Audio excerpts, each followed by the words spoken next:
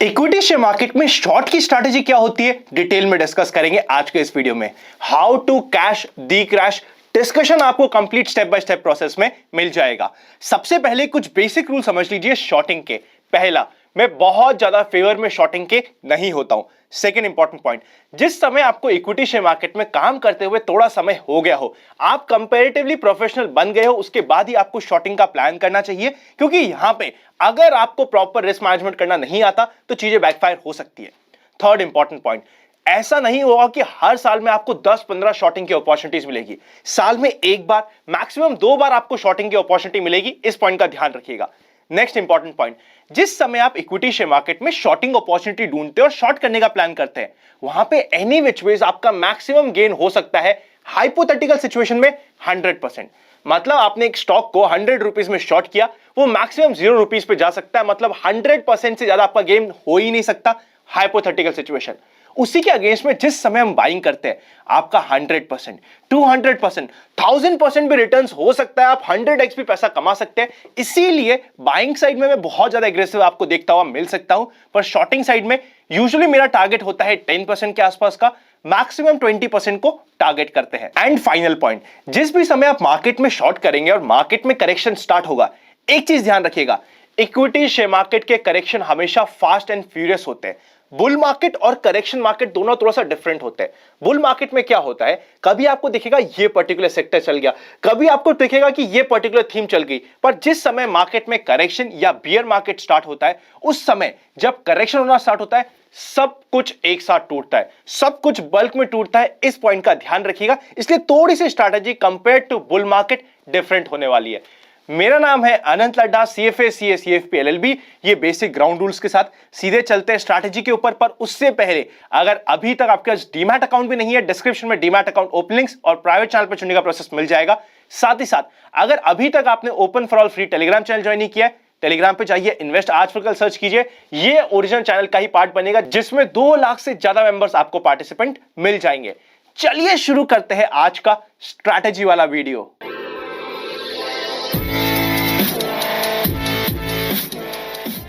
Strategy को समझने का सबसे पहला पॉइंट यह होगा कि हम यह समझे कि बियर मार्केट और करेक्शन क्या होता है। टाइम वाइज भी समझेंगे, उसके बाद प्राइस वाइज भी समझेंगे। सबसे पहले टाइम वाइज समझने की कोशिश करते हैं। इंडियन इक्विटी मार्केट में एज पर हिस्ट्री करेक्शन, सिर्फ मैं करेक्शन की बात कर रहा हूं, यूजुअली 3 वीक से लेके मैक्सिमम 12 वीक्स के बीच का रहता है एज पर मार्केट हिस्ट्री।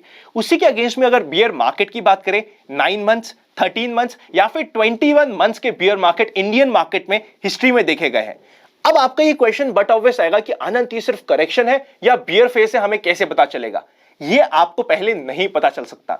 एक बार मार्केट करेक्शन स्टार्ट होगा, अगर जनरल मार्केट ट्रेंड, जिसकी series I am very sure आपने ऑलरेडी देख ली होगी, अगर वो डाउन ट्रेंड में बना हुआ है और कंटिन्यू हो रहा है, तब आपको यूजुअली 3rd वीक से लेके 6th वीक के बीच में इंडिकेशंस आने मिल जाएंगे और 12th वीक तक आपको कंफर्मेशन मिलने के साइंस स्टार्ट हो जाएंगे कि ये बियर मार्केट का समय स्टार्ट हो गया। ये हो गया है टाइम वाइज करेक्शन। अब अगर हम प्राइस वाइज करेक्शन की बात करें, तो इक्विटी शेयर मार्केट में इंडियन हिस्ट्री में 3 type of price wise correction देखने को मिले। सबसे पहला 10% का करेक्शन, ये आपको ऑलमोस्ट हर एक साल देखने को मिलेगा। अगर हम हिस्ट्री की बात करें, पिछले 10 सालों में से 8 साल से ज्यादा में हमें यह देखने को मिला है। 1 या 2 साल कभी एक्सेप्शन आ सकते हैं। तो 10% का जग और 10% का correction is very normal. Second होता है 25% से लेके ऑलमोस्ट 30% के बीच का करेक्शन। ये इतना नॉर्मल नहीं है। मे बी 5 साल से लेके 8 साल के बीच में आपको ऐसा करेक्शन देखने को मिलेगा। इस समय एक्शन फास्ट एंड फ्यूरियस होगा और सबसे फास्ट एंड फ्यूरियस वाला एक्शन होता है जहां पे आपको करेक्शन देखने को मिलता है 50% से लेके 60% के ऊपर का।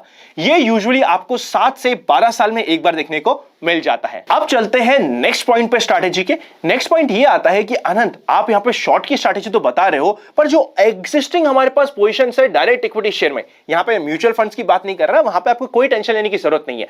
पर डायरेक्ट इक्विटी शेयर्स में जो हमारी एग्जिस्टिंग पोजीशन है, उसका क्या होगा? यहां पे मैं ये अज्यूम करता हूं कि आपने सेल रूल, देखिए सेल रूल क्या होता है, अगर आपका कोई भी स्टॉक अपने बाइंग प्राइस से 8% से लेके मैक्सिमम 10% करेक्ट हो जाता है, वहां पे आपको एग्जिट लेना कंपलसरी होता है। उसके बाद भी अगर आप वेट करना चाहते हैं, मैक्सिमम टू मैक्सिमम आप वेट कर सकते हैं 50 डे मूविंग एवरेज तक। अगर आपका स्टॉक 50 डे मूविंग एवरेज तोड़ता है, आपको एग्जिट करना ही पड़ेगा। अगर आपने सेल रूल को हमेशा फॉलो किया है, तो मैं मैक्सिमम मान सकता हूं जब मार्केट का करेक्शन स्टार्ट होगा, आपको मैक्सिमम लॉस हो सकता है टॉप से 10% से लेके मैक्सिमम 15% का। आपने जो बुल फेस था, बुल रैली थी, उसका पूरा पार्टिसिपेशन यूज करते हुए, पूरा पैसा कमाते हुए भी एंड में सिर्फ टॉप से आप 10% से लेके मैक्स टू मैक्स 15% डाउन होने वाले। इससे ज्यादा डाउन होने के चांसेस मैं नहीं मानता। इसका वैसे हम डिटेल में डिस्कशन करते हैं secret of money making batch में, बट फिर भी मैंने यहां पे आपको कुछ इंडिकेशंस दे दी है। अब बात करते हैं कि मेरा बुल मार्केट के जो करेक्शन हुआ है, जो स्टार्टिंग हुई है, स्टार्टिंग में मेरा 10% से लेके मैक्सिमम 15% का लॉस है। बस इसी को रिकवर करने के लिए मैं ये शॉर्टिंग स्ट्रैटेजी को यूज करता हूं। मेरा यूजुअल टारगेट 10% से लेके 20% के बीच का हो जाता है। अब स्ट्रैटेजी के पॉइंटर्स को समझते हैं और स्ट्रैटेजी को फ्रेम करना स्टार्ट करते हैं। जब हम स्ट्रैटेजी में जाते हैं, पहला इंपॉर्टेंट पॉइंट आता है कि general market trend down trend में होना चाहिए। न्यूट्रल में हुआ तभी हम कई बार यूज कर सकते हैं, पर डाउन ट्रेंड में हुआ तो हमारी सक्सेस की प्रोबेबिलिटी बढ़ जाती है। Second point, all leading stock should be below 50 day moving average. मैं ये नहीं कह रहा कि 100%, बट मेजॉरिटी, हर एक सेक्टर के जो मेजर राजा शेयर है, जो बादशाह शेयर है, जो हमेशा उस सेक्टर को लीड करते हैं, वो आपको 50 डे मूविंग एवरेज के नीचे दिखे। थर्ड इंपॉर्टेंट पॉइंट, जो आपका 10 डे मूविंग एवरेज है, 20 डे मूविंग एवरेज है और 50 डे मूविंग एवरेज है, ये स्लोपिंग डाउनवर्ड्स हो। उसी के साथ साथ सबसे नीचे होना चाहिए 10 डे मूविंग एवरेज, फिर उसके ऊपर 20 डे और फिर उसके ऊपर 50 डे मूविंग एवरेज आपको मिलना चाहिए। मतलब रिसेंटली मार्केट में इस पर्टिकुलर शेयर में करेक्शन हमें देखने को मिला है।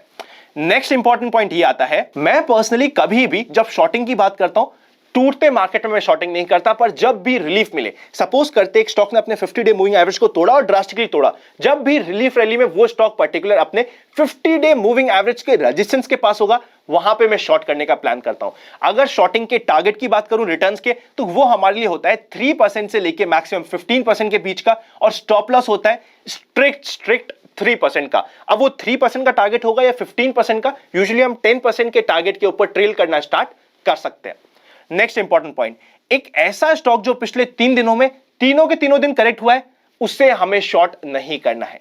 एक ऐसा स्टॉक जो पिछले एक हफ्ते में 10% से ज्यादा करेक्ट हो चुका है, उससे अब हमें शॉर्ट नहीं करना है। जो हमारा स्टॉक है, अगर हम उसके वॉल्यूम्स की बात करें तो वॉल्यूम्स हमें मिलने चाहिए 1 करोड़ के ऊपर के रुपीस में मैं बात कर रहा हूं। स्टॉक यूजुअली हमारा फ्यूचर एंड ऑप्शंस में होना चाहिए।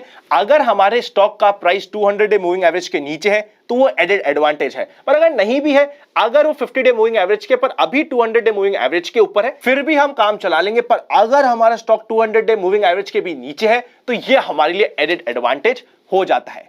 ये बन चुकी है आपकी स्ट्रैटेजी के पॉइंटर्स को मुझे पता है आपको समझने में टाइम लग सकता है। इस वीडियो को मुझे लगता है आपको एटलीस्ट ज्यादा नहीं तो 2 बार जरूर देखना चाहिए। ये स्ट्रैटेजी के पॉइंटर्स को आप नोट डाउन कीजिएगा। कंप्लीट अराउंड 9 से 10 पॉइंटर्स आपके सामने बनके आ जाएंगे, जो कंप्लीट आपको शॉर्टिंग की स्ट्रैटेजी बता देंगे।